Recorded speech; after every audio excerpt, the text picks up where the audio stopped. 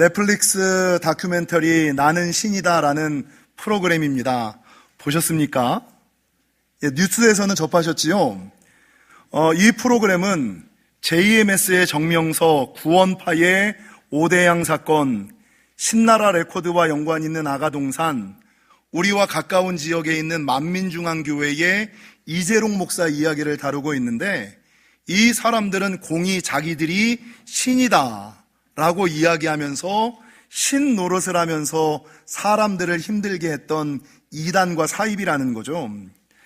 여러분, 다큐멘터리를 보신 분들은 아시겠습니다만 이 사람들이 보여준 행실과 행태가 너무 비이성적이고 반인륜적이고 그들이 주장하는 교리가 우리가 생각하기에는 너무나 얼토당토 않고 이게 받아들일 수 없는 그런 것들, 그리고 그들을 이끄는 교주라는 사람들이 보시면 아시겠습니다만 뭐 공부를 많이 한 사람들도 아니고 초등학교도 겨우 나오지 못한 학령 미달의 사람들임에도 불구하고 문제는 여러분 너무나 많은 사람들이 그들을 믿고 따르고 살아가고 있다는 거죠. 심지어 JMS와 같은 경우는 서울대, 연대, 이대, 홍익대, 우리 교회에 있는 애들한테도 제가 당부시켰습니다만 그 고학력을 가지고 있는 아이들이 더 나아가서 고학력에 영적인 사모함이 있는 사람들, 영적으로 민감한 사람들이 오히려 이런 이단과 사이비에 더 많이 빠지고 있더라는 것이죠. 여러분, 이 이단의 문제는 먼 곳의 이야기가 아니라 우리 가장 가까운 보건소 뒤에, 요 보건소 뒤 있죠? 그 보건소 뒤에 기쁜 소식 선교회라는 구원파 교회가 있고 그 보건소 앞에 JMS 정명석 교회가, 이 보건소를 중심으로 뒤에는 구원파, 앞에는 정명석. 그리고 매 주일마다 우리 동네에 돌아다니는 버스가 하나 있어요. 요 버스가 만민중앙교회 버스거든요. 그래서 그 코로나 때 영지교회는 버스를 운행하지 않고 그렇게 많이 구제를 못하는 교회잖아요. 근데 우리 교회에 있던 어떤 어르신, 좀 이렇게 잘 모르시는 분이 매일 버스 운행하고 그 교회를 가면 무이자로 갚지 않아도 되는 돈 500만 원 준다고 낼름 만민중앙교회로 가버리셨네. 여러분, 실제적으로 이 이단 사이비들이 우리 가까이에서 너무 많이 횡행하고 있고 설마 이 사람들이 이단과 사이비의 영향을 받을까라고 생각하는 사람들까지도 이 이단과 사이비의 영향 가운데 살아가는 사람들이 너무나 많이 있다는 거죠. 그래서 저는 오늘 거짓 선지자와 거짓 선생들, 이단과 사이비를 구별하고 분별하는 법에 대해서 그냥 아주 간단하고 심플하게 살펴보고 넘어가고자 합니다. 여러분, 오늘 저와 여러분이 살펴보았던 이 베드로후서 2장은 몇 가지를 우리에게 경고하고 권면하고 있어요. 이 경고의 말씀과 권면의 말씀을 잘 새겨 들으시기 바랍니다. 여러분, 첫 번째, 거짓 선생들과 거짓 선지자들이 어디에서 일어나는지 아세요? 거짓 선지자들과 거짓 선생들이 어디에서 일어날까? 베드로후서 2장 1절을 보십시오. 그러나 백성 가운데 또한 거짓 선지자들이 일어났었나니. 백성이라는 것은 뭡니까? 믿는 사람들 가운데서, 성도들 가운데서 거짓 선지자들이 일어났었나니 이와 같이 어디 중에도 거짓 선생들이 있으리라? 우리 중에도 거짓 선지자가 있고, 여러분, 거짓 선생이 일어날 수 있다라고 성경은 분명하게 경고하고 권면하고 있다는 것이죠. 그래서 이제는 더 이상 거짓 선지자와 거짓 선생, 이단과 사이비의 문제가 남의 문제가 아니라 우리 문제일 수 있다라는 인식을 지금 가지실 필요가 있어요. 근데 문제는 우리가 이 사람들을 좀 분별하여 바르게 파악할 수 있으면 좋겠는데, 이 사람들이 어떤 방법을 쓰냐면 2장 1절 중반절에 보니까 그들은 멸망하게 할 이단을 어떻게 끌어들여요? 가만히 끌어들인다는 거예요. 이 가만히 끌어들인다라는 것은 무엇이냐면 물 스미듯이 사람들이 인지하지 못하는 상황 속에서 사람들이 알아채지 못하게끔. 그래서 이단 사입이 거짓 선지자와 거짓 선생들의 방법이 뭐예요? 먼저 인간적인 관계를 맺는 거예요.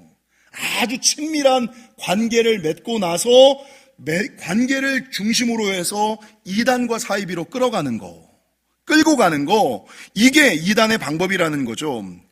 여러분, 문제는요, 이 이단과 사이비가 우리 가운데서 일어나고 수많은 사람들에게 이렇게 작업을 함에도 불구하고 사람들이 분별할 수 있으면 좋겠는데, 오늘 베드로후서 2장 2절은 뭐라고 증거하냐면 여럿이 그들의 호색하는 것을 따를 것이다.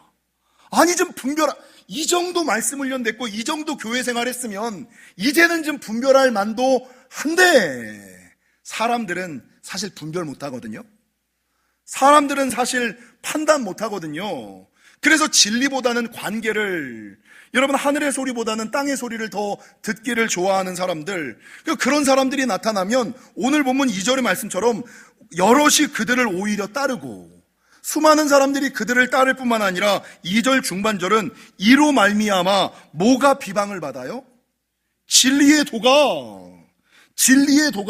그러니까 신천지, JMS, 뭐 이런 이단과 사이비가 드러나면 드러날수록 여러분, 참 진리이신 예수님, 건강한 교회, 건강한 목사, 건강한 하나님의 성도들이 오히려 사람들로부터 손가락질을 받고 비방을 받는 일로 전락해버릴 수밖에 없다라는 것이죠.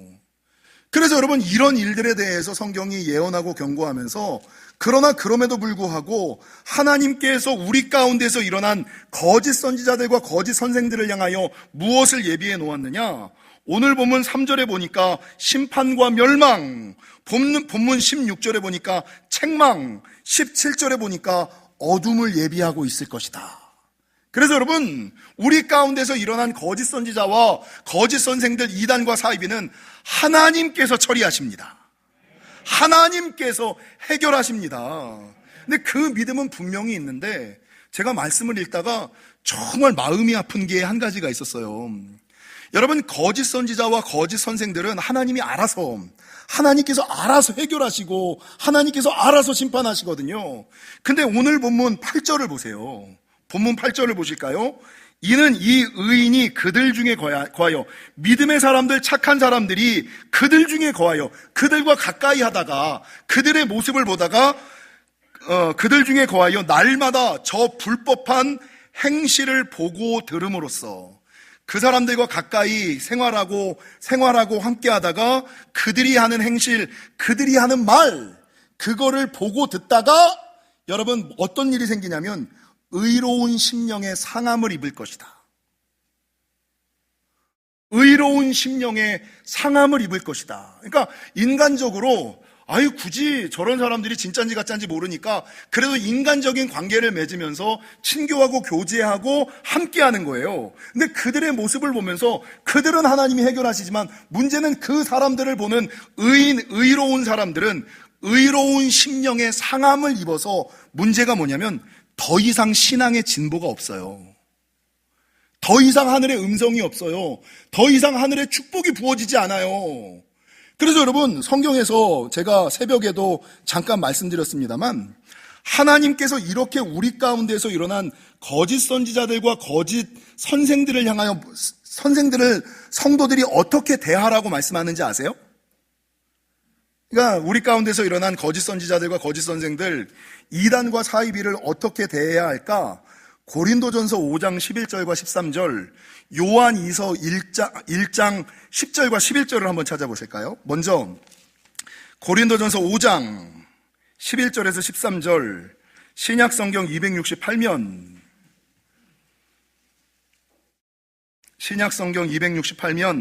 고린도전서 5장 11절에서 13절, 이제 내가 너희에게 쓴 것은 만일 어떤 형제라 일컫는 자, 함께 믿음 생활하는 자들 가운데 음행하거나 탐욕을 부리거나 우상숭배를 하거나 모욕하거나 술 취하거나 속여 빼앗거든 뭐 하지 말고?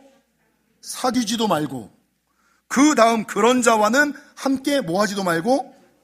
먹지도 말고 밖에 있는 사람들을 판단하는 것이야 내게 무슨 상관이 있으리오마는 교회 안에 있는 사람들이야 너희가 판단하지 아니하랴. 밖에 있는 사람들은 하나님이 심판하시려니와 이단 사이비들은 그 사람들이 하나님이 알아서 심판하시지만 그 악한 사람들은 너희 중에서 뭐하라? 그 많은 사람들은 목사님 인간적으로 어떻게 그래요? 우리가 20년을 알아왔는데 30년을 사귀었는데 인간적으로 너무한 거 아니에요? 인간적으로 너무 매몰찬 거 아니에요? 여러분, 이거는 인간적인 생각이죠.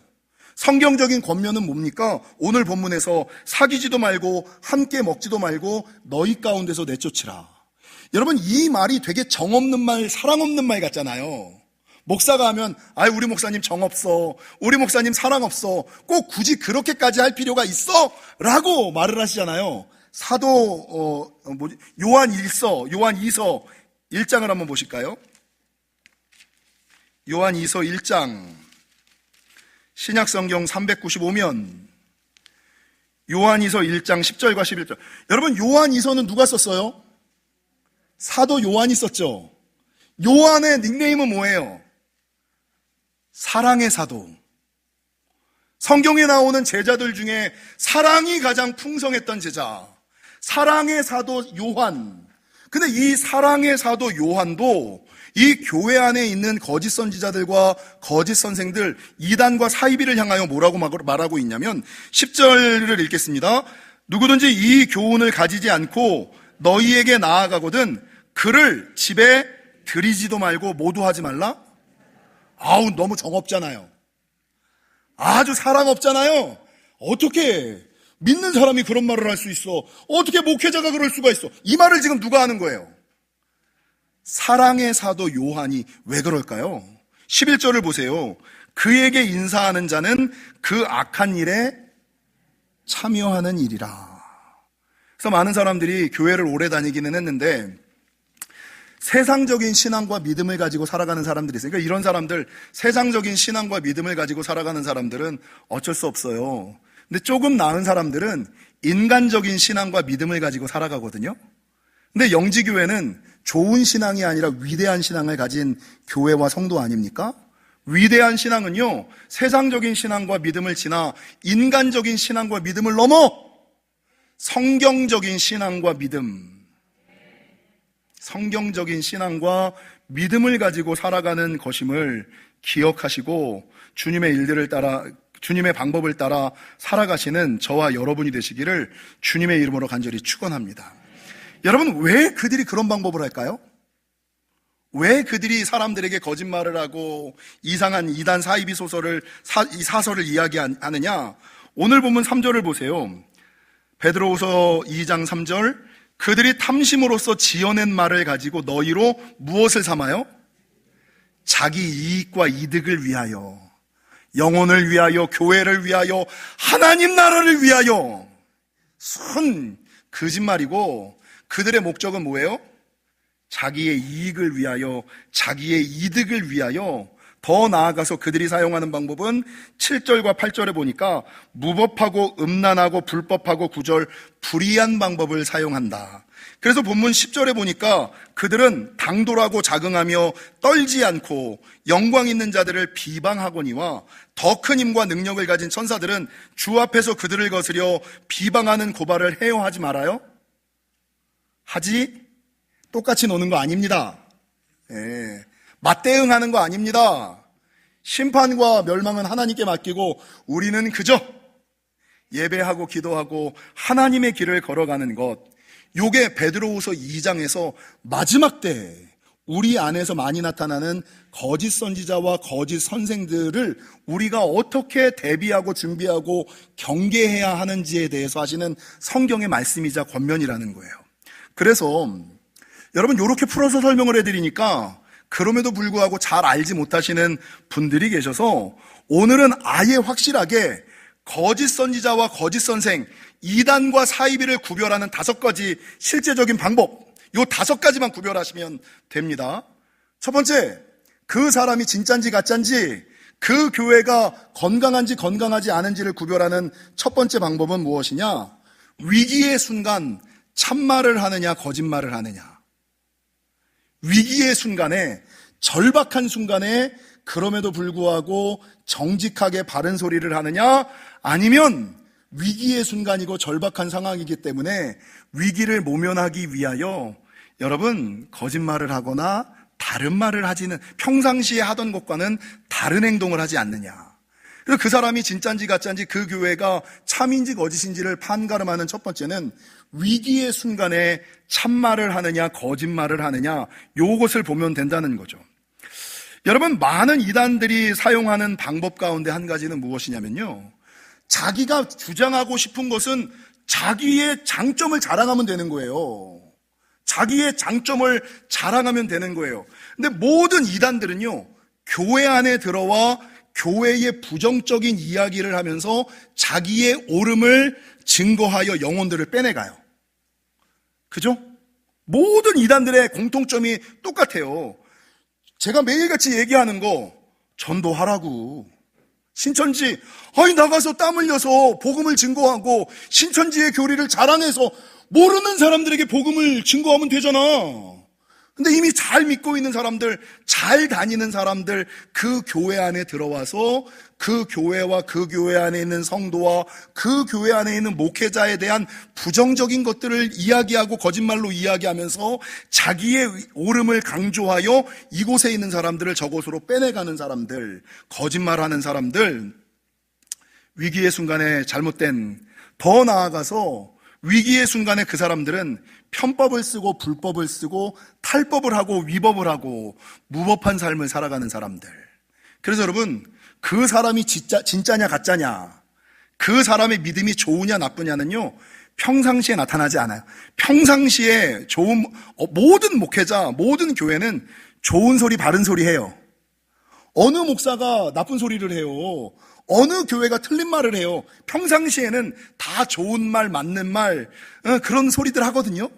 근데 정말 위기의 순간에 자기의 이익과 부딪혔을 때 그 위기의 순간에도 참말을 하고 정직하게 하느냐, 아니면 그 위기를 모면하기 위하여 거짓말을 하거나, 성도의 경우는 편법을 쓰거나 불법을 쓰거나 위법하거나 탈법하거나 무법의 방법, 불이한 방법을 사용하는 거 가짜입니다. 요게 진짜와 가짜를 구별하는. 그래서 여러분, 한국의 가장 큰 이단 가운데 한 가지, 신천지의 교리 가운데 모략이라는 교리가 있어요. 이 모략이라는 교리는 뭐냐면, 거룩한 것을 달성하기 위하여, 하나님을 위하여는 사소한 거짓말을 해도 된다! 이게 신천지의 모략 교리예요. 하나님을 위해서는 사소한 거짓말을, 거룩한 목적을 달성하기 위해서는 사소한 거짓말 정도는 해도 하나님이 묻지 않으신다. 우리 하나님이 거짓말을 시키는 하나님이세요? 여러분이 부모라면 여러분의 자녀에게 거짓말을 시켜서 다른 사람이 나를 잘 섬기라고 자식을 통하여 거짓말을 시키실 거예요? 자기 자식에게 거짓말을 시키는 부모가 신이 무슨 참 신이고 부모가 무슨 참 부모입니까? 진짜 진짜 부모는 자기 자녀에게 거짓말 시키지 않습니다. 그래서 이 신천지의 모략교리, 성도들로 하여금 위기의 순간에 거짓말을 하게 하고 편법을 쓰게 하고 불법, 위법, 탈법, 무법하게 하는 거, 요게 다 가짜다라는 것을 기억하시는. 그래서 위기의 순간에, 평상시에는 좋은 말을 하다가 위기의 순간에 말을 바꾸는 사람을 조심하시는 저와 여러분이 되시기를 주님의 이름으로 간절히 축원합니다. 두 번째, 교회 안에 있는 거짓 선지자와 선생, 이단과 사이비를 구별하는 방법은 나누느냐 하나 되게 하느냐의 차이입니다. 앞에가 참말을 하느냐 거짓말을 하느냐의 차이, 두 번째는 나누느냐 하나 되게 하느냐의 차이. 여러분, 모든 이단들이 성도를 빼내가는 방법은 아주 쿨하고 심플합니다. 일단은 나와 깊은 관계를 맺어요. 인간적인 관계를 맺는 거죠. 그리고 나랑 충분히 관계가 맺어졌다라고 생각하면 그 다음 방법이 뭐냐면, 그 사람과 함께하는 또 다른 사람과의 관계를 끊게 만드는 겁니다. 요게 방법입니다. 충분히 인간적인 관계를 맺고, 충분히 인간적인 관계를 맺고 난 다음에는 이 사람이 다른 사람과 더 이상 관계 맺고 얘기 듣지 못하게끔 다른 사람과의 관계를 끊게 만드는 겁니다.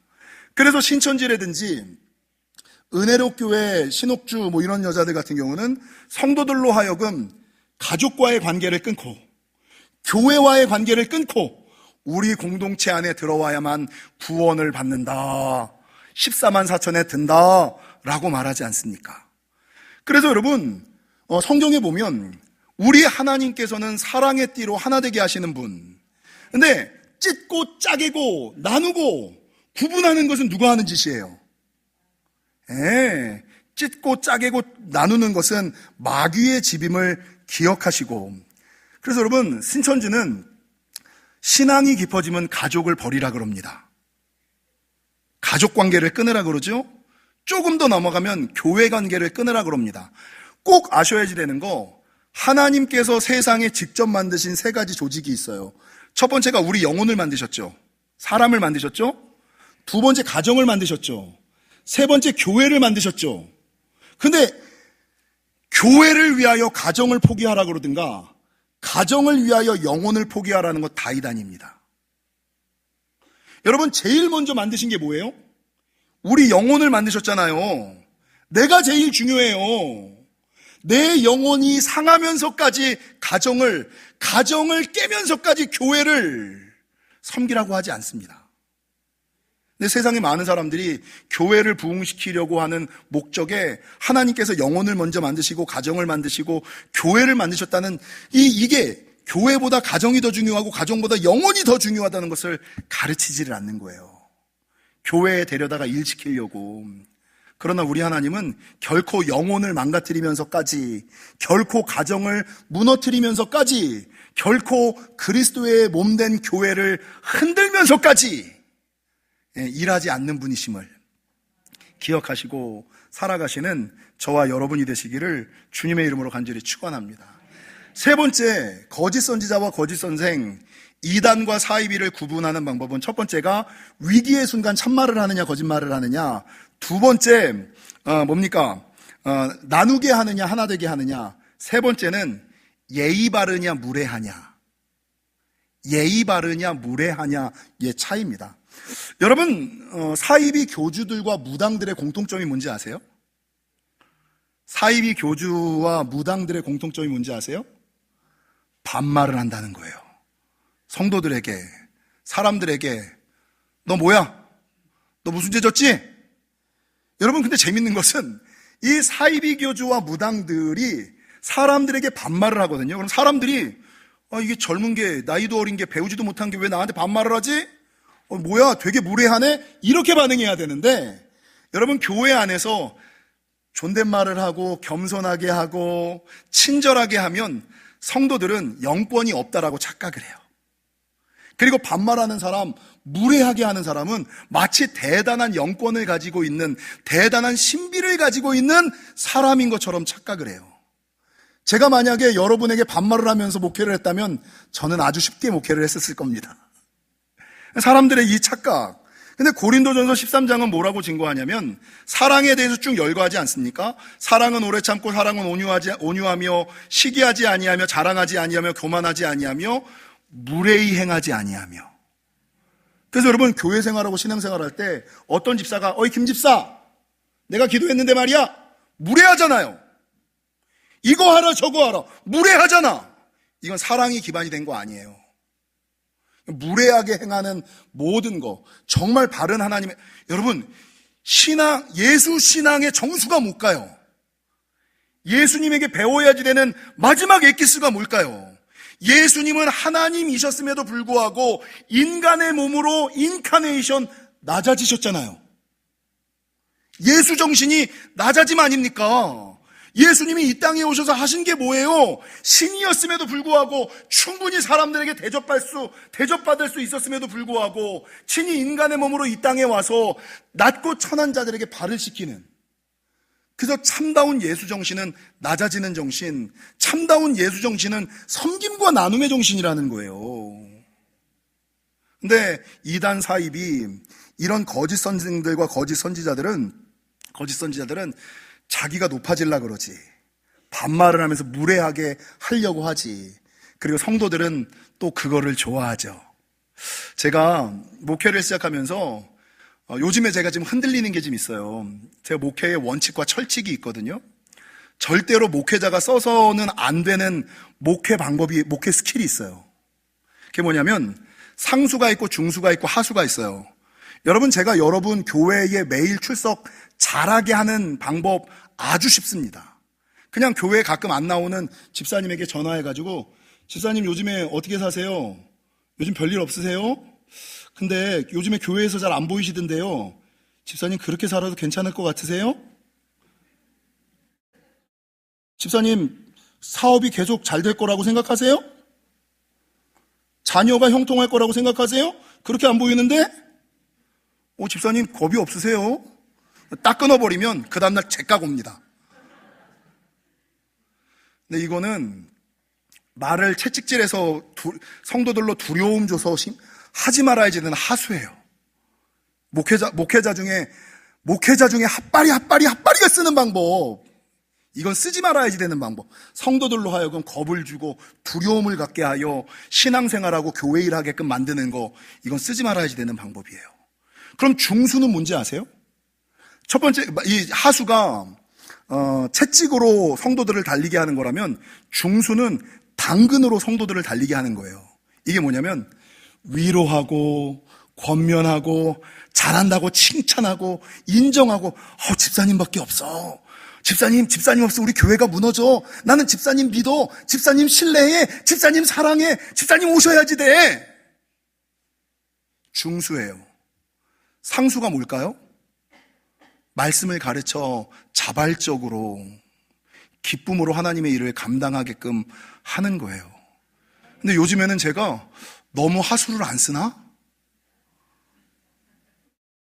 나는 알아들을 거라고 생각했거든요. 내가 너무 하수를 평생 목회하면서 한 번도 써본 적이 없어요, 하수.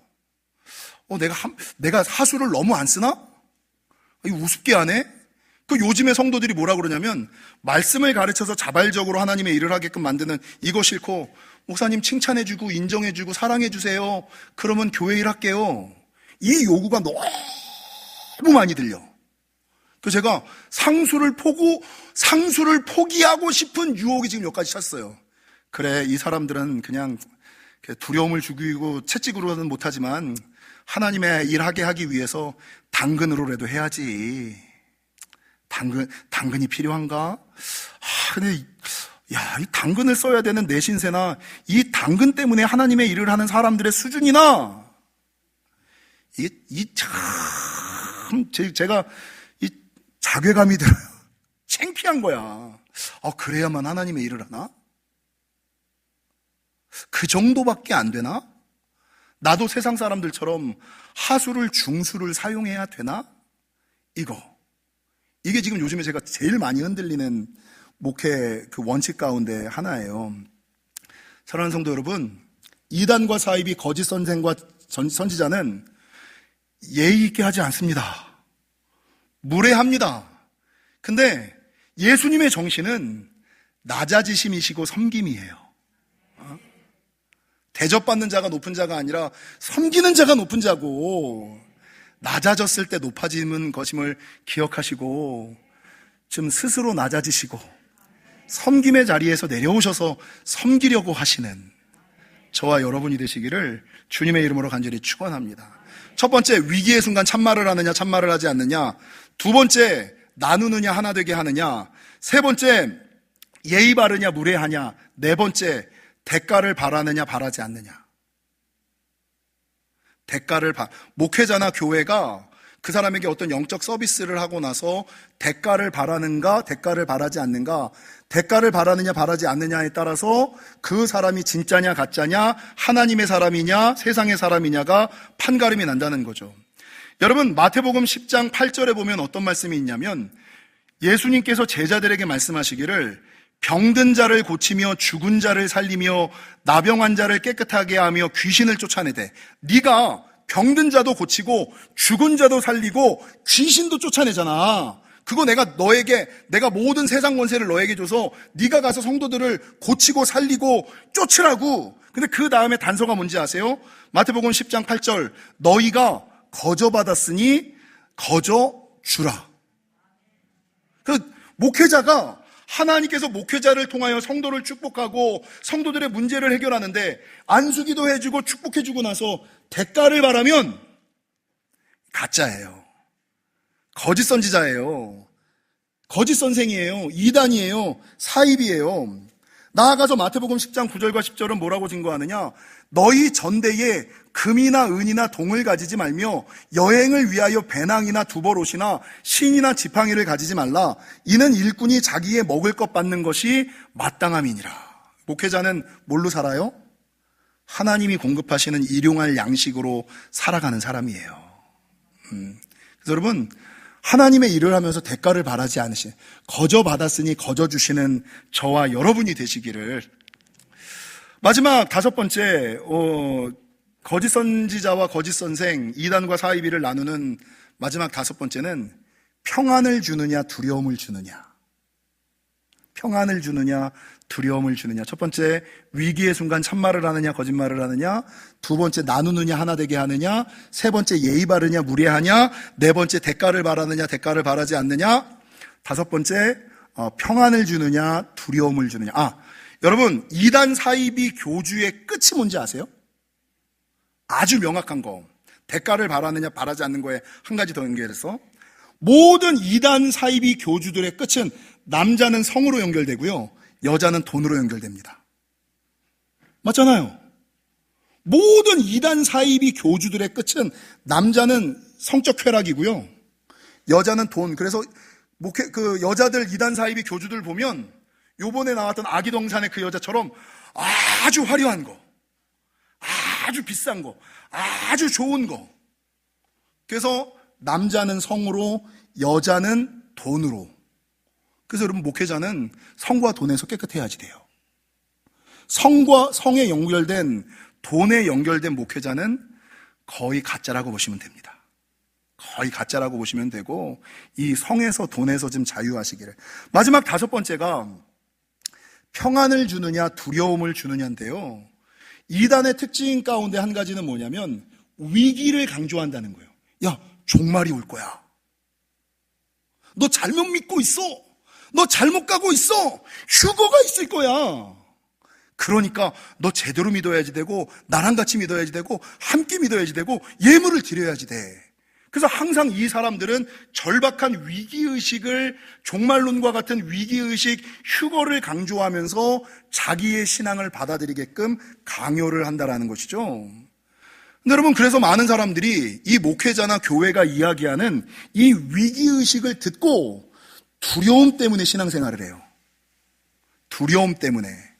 근데 이 두려움 때문에 신앙생활하는 거, 두려움 때문에 하는 희생과 헌신이 하나님 앞에서 좋은 거냐고요. 정말 바른 교회, 바른 목회자는 이 두려움 때문에 성도가 하나님의 일을 하려고 하게끔 만드는 것이 아니라 하나님에 대한 사랑, 천국에 대한 소망, 진리에 대한 열망, 이런 것 때문에 자유함 가운데서 하나님의 일을 해야지. 자발적으로. 그래서 제가 맨날 얘기하는 것 가운데 하나예요. 여러분, 그 헌금의 예를 드릴 때 제가 자주 말하는 것처럼 많은 사람들이 헌금에 시험 드는 경우가 많거든요. 부흥회만 하면 모든 성도들이 헌금에 시험 들어가지고 헌금 때문에 말씀을 안 들어. 부흥 강사가 와서 헌금하라 그러고 하기 싫은데 억지로 해야 되니까 그것 때문에 시험 들어가지고 성도들이 말씀을 안 들어. 근데 부흥 강사가 전하는 말씀보다 담임 목사가 전하는 헌금의 원칙을 아시잖아요. 성경이 말하는 헌금의 원칙 4가지. 첫 번째 뭐예요? 기쁨으로 해라. 여러분, 내가 기쁘게 헌금하지 않으면 하나님 안 받으세요. 안 해도 돼. 내가 기쁘니까 하는 거지, 나에게 기쁨을 주지 않는 예물을 왜 하나님께 드리냐고요. 기쁨으로 해라. 두 번째가 뭡니까? 자원하여 해라. 누가 찔러서 하라 그런다고 하지 말고 자기가 스스로 자발적으로 해야 될 거 아닙니까? 세 번째가 뭐예요? 형편에 맞게 하라. 어느 부모가 땅 팔아서 소 팔아서 자기 배를 채우려고 하고 있는 그런 부모가 어디 있어요. 기쁘게 하고 자원하여 하고, 여러분, 형편에 맞게 하고, 그러나 주의해야 될 것은 조금은 부담되게 하고, 요 4가지 원칙, 요 4가지 원칙만 알면 그 어떤 것에도 흔들리거나 휘둘리지 않아요. 근데 이 성경의 원칙, 담임 목사가 하는 소리는 평상시에 안 듣다가 부흥회 때 부흥사가 하는 얘기에는 찔려가지고 그냥 헌금을 내면서도 뒤에서 꿍시렁꿍시렁거리고 마지못해 내고 억지로 내고, 그러니까 응답이 없고 역사가 없고 축복이 없는 거예요. 사랑하는 성도 여러분, 이 마지막 때는 미혹의 영과 거짓 선지자와 거짓 선생들이 많이 일어납니다. 그리고 그 사람들은 어디 먼 데서 일어나는 것이 아니라 우리 가운데서 일어나요. 우리 가운데서. 그리고 이 우리 가운데서 일어났을 때 성도가 어떻게 이 영분별을 해야 될지, 이 영분별을 해야 되는지 5가지 아주 심플한 거. 위기의 순간 참말을 하는가 거짓말을 하는가, 나뉘게 하는가 하나 되게 하는가, 예의 바른가 무례한가, 대가를 바라는가 대가를 바라지 않는가, 평안을 주는가 두려움을 주는가, 요 5가지로 그 사람을 분별하시고 그 교회를 좀 분별하셔서 여러분 마지막 때 하나님 편에 서시기를, 마지막 때 교회 편에 서셔서 끝까지 하나님의 길을 걸어가시는 저와 여러분이 되시기를 주님의 이름으로 간절히 축원합니다.